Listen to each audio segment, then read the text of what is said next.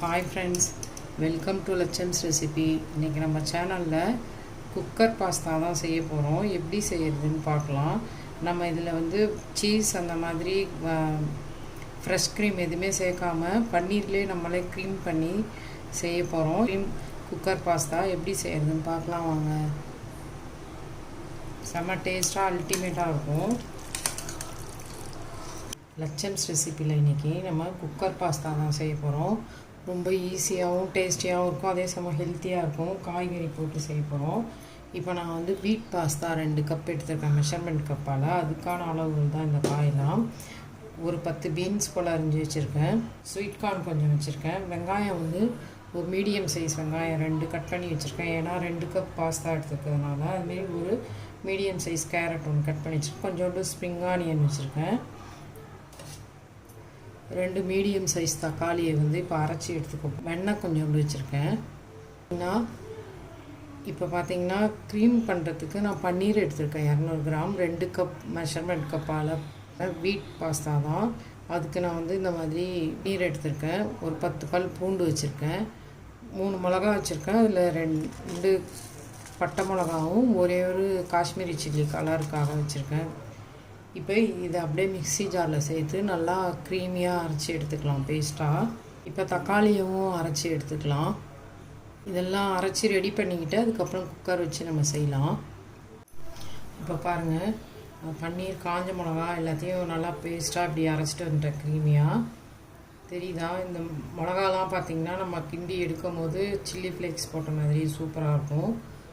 இந்த அளவுக்கு அரைச்சி எடுத்துக்கோங்க க்ரீமியாக. பன்னீர் மிளகா பூண்டு சேர்த்து அரைச்சிட்டு வந்திருக்கேன். பேஸ்ட்டு ரெடி ஆகிடுச்சு.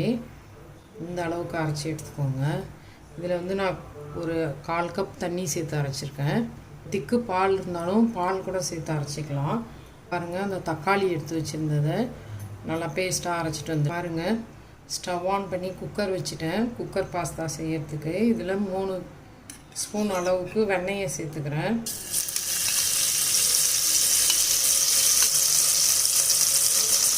வெண்ணெய் உருகிடுச்சு. அதில் ஒரு 5 பல் பூண்டு பொடியாக கட் பண்ணி வச்சுருக்கதை சேர்த்துக்கிறேன். கூடவே 2 வெங்காயம் கட் பண்ணி வச்சுருக்கதையும் சேர்த்துக்கலாம். ரொம்ப பொடியாக வைக்கல, கொஞ்சம் பெருசாக வெட்டியிருக்கேன். ஸ்வீட் கார்ன் சேர்த்துக்கலாம். அதுலேயே பீன்ஸும் சேர்த்துக்கலாம்.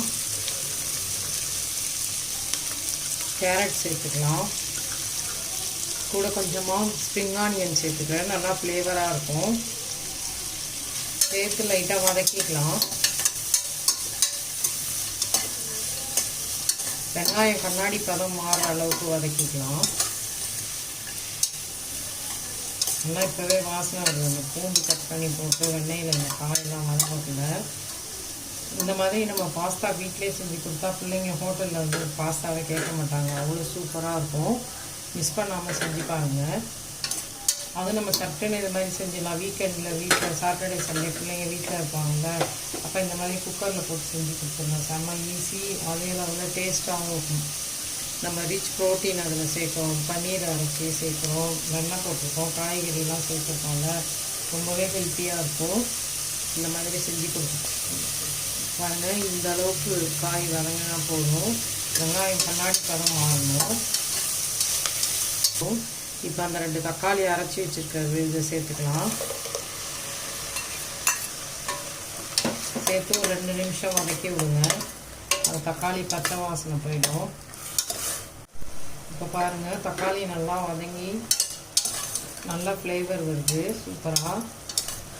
இப்போ நல்லா வதங்கிடுச்சு 2 நிமிஷம். இப்போ நான் இந்த பாஸ்தாவை சேர்த்துக்கிறேன். அதில் 2 கப் எடுத்துருக்கேன். 2 கப் பாஸ்தாவையும் அதை சேர்த்துட்டேன். சேர்த்து ஒரு தடவை வதக்கி விடுங்க. சும்மா லைட்டாக ஒரு 2 திருப்பி விடுங்க அதில் பாஸ்தாவை. நான் மெஷரிங் கப்பால் 2 கப் பாஸ்தா எடுத்துக்கிட்டேன். அதுக்கு 3 கப் தண்ணி ஊற்றுறேன். ஏன்னா நான் பன்னீருக்கு ஒரு 1/4 கப் தண்ணி சேர்த்து அரைச்சிருக்கேன். இப்போ ஃபஸ்ட்டு 3 கப் தண்ணி சேர்த்துருக்கேன். இதில்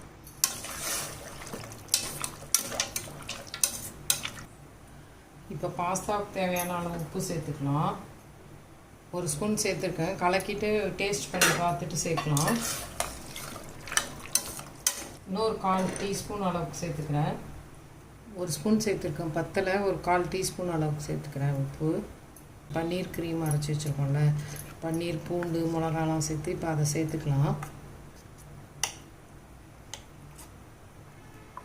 சூப்பராக இருக்கும், மிஸ் பண்ணாமல் செஞ்சு கொடுங்க. இதில் ப்ரோட்டீனோடு நம்ம செய்கிறதுனால ரொம்பவே நல்லாயிருக்கும். இதில் நம்ம சீஸ் எதுவும் சேர்க்க போகிறதில்ல, இந்த பன்னீர் தான். வெண்ணெய் சேர்த்துருக்கேன், அவ்வளோ.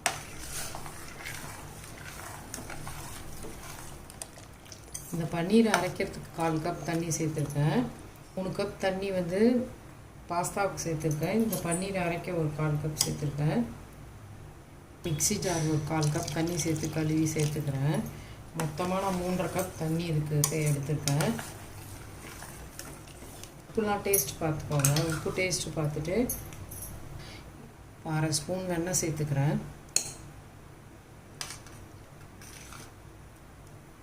இப்போ பாருங்கள், பாஸ்தா நல்லா கொதிக்க ஆரம்பிக்குது. கொதிக்கிட்டோம். லேசாக கொதி வரும்போது நம்ம மூடி போட்டு 2 விசில் வச்சு எடுத்துக்கலாம். இப்போ பாருங்கள், பாஸ்தா நல்லா கொதிக்க ஆரம்பிச்சிருச்சு. நம்ம அரைச்ச அந்த க்ரீம்லாம் சேர்ந்து கொதிக்குது. இந்த மாதிரி கொதிக்கக்குள்ளே இப்போ மூடிடலாம். இப்போ குக்கரை மூடி போட்டு மூடிடலாம். மூடி 2 விசில் வச்சுக்கலாம். இப்போ பாருங்கள், குக்கர் 2 விசில் வந்து ஆஃப் பண்ணி வச்சுருந்தேன். இப்போ வெயிட் எடுத்துகிட்டு ஓப்பன் பண்ணி பார்க்கலாம் குக்கர் பாஸ்தா எப்படி இருக்குன்னு. பாருங்கள் எவ்வளோ சூப்பராக வந்துருக்குன்னு தெரியுதா? இப்போ பாருங்கள், ரொம்ப க்ரீமியாக இருக்கும், சூப்பராக இருக்கும். நம்ம வடிகட்டிட்டு கொதிக்க வச்சுட்டு அப்படிலாம் பண்ண தேவையில்லை. அப்படியே இந்த மாதிரி குக்கரில் போட்டிங்கன்னு வச்சுங்க, செம்மையாக இருக்கும் க்ரீம் பாஸ்தா. தெரியுதா?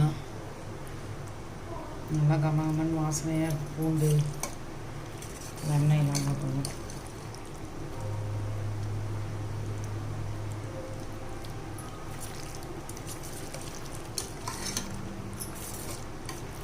இப்போ இதில் வந்து நான் எதுவும் இந்த சீஸ் அந்த மாதிரிலாம் எதுவுமே சேர்க்கலை. வெறுமனே பன்னீர் தான், பூண்டு, சில்லி ஃப்ளேக்ஸ்க்கு பதில் மிளகா அதிலே அரைச்சி போட்டிருக்கேன். காய்கறிலாம் சேர்த்துருக்கேன். நீங்கள் வந்து பீன்ஸுக்கு பதில் குடமிளகா சேர்க்கறதுனாலும் சேர்த்துக்கலாம். நான் என்கிட்ட இருந்ததை சேர்த்துருக்கேன். ஸ்வீட் கார்ன் போட்டிருக்கேன், கேரட், பீன்ஸ்லாம் சேர்த்துருக்கேன். ரொம்பவே சூப்பராக அல்டிமேட்டாக இருக்கும். இந்த மாதிரி செஞ்சு பாருங்கள், மிஸ் பண்ணாமல். இப்போ இதில் வந்து நான் இந்த ஓரிகானோ தான் சேர்த்துக்க போகிறேன், ஒரு 1/2 ஸ்பூன் அளவுக்கு. இது கூட ரொம்ப சேர்க்கக்கூடாது. இது சேர்த்தோடனே இன்னும் ஃப்ளேவர் சூப்பராக இருக்கும். 1/2 ஸ்பூன் வெண்ணெய் சேர்த்துக்கிறேன்.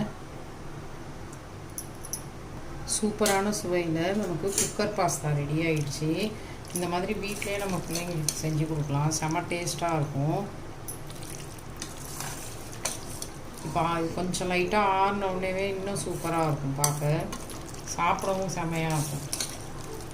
பாருங்கள், பன்னீர் க்ரீம் குக்கர் பாஸ்தா ரெடி ஆகிடுச்சு.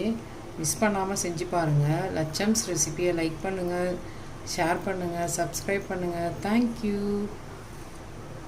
சூப்பரான சுவையில் பன்னீர் க்ரீம் பாஸ்தா ரெடி ஆகிடுச்சு.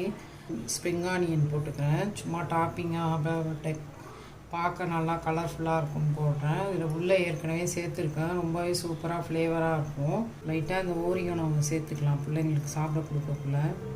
இந்த மாதிரி வெண்ணெய் சேர்த்து வச்சு கொடுங்க, குழந்தைங்க அப்படியே சூப்பராக சாப்பிடுவாங்க.